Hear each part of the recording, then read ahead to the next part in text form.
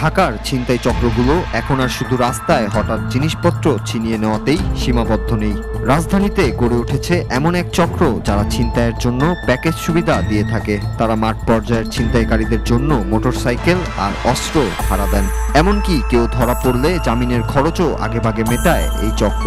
ছিনতাইটা যেন এখানে পুরোপুরি পেশাদার একটা ব্যবসায় পরিণত হয়েছে। সম্প্রতি শ্যামলীর একটি ছিনতাইয়ের ভিডিও ভাইরাল হওয়ার পর এই চক্রটির বিষয়ে পুলিশ বিস্তারিত জানতে পারে। ভিডিওটিতে দেখা যায় এক ব্যক্তিকে চাপাতির ভয় দেখিয়ে শুধু মোবাইল বা ব্যাগ নয়, তার জামা ও জুতো পর্যন্ত খুলে নেওয়া হয়।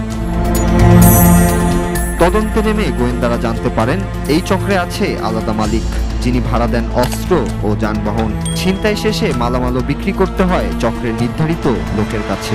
এই চক্রে রয়েছে দাদনের মতো একটি অদ্ভুত ব্যবস্থা। কেউ যদি ছিনতাই করতে গিয়ে ধরা পড়ে, তাহলে জামিনে বের হতে যে টাকা লাগে তা আগাম দাদন হিসেবে দেয় চক্রটি। পরে জামিনে বেরিয়ে আবারও ছিনতাই করে সেই টাকা শোধ করতে হয়।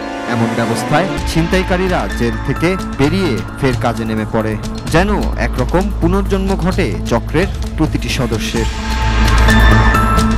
এভাবে প্রতিদিন শহরের বিভিন্ন এলাকায় সংঘটিত হচ্ছে পরিকল্পিত ছিনতাই। পুলিশ জানায়, চাপাতি, মোটরসাইকেল ভাড়া নেওয়া থেকে শুরু করে মালামাল বিক্রি সবকিছুই চলে চক্রের নির্ধারিত নিয়মে। এমনকি ছিনতাইয়ের পর কতটা মাল পাওয়া গেছে তার ভিত্তিতেই ঠিক করা হয় ভাড়া।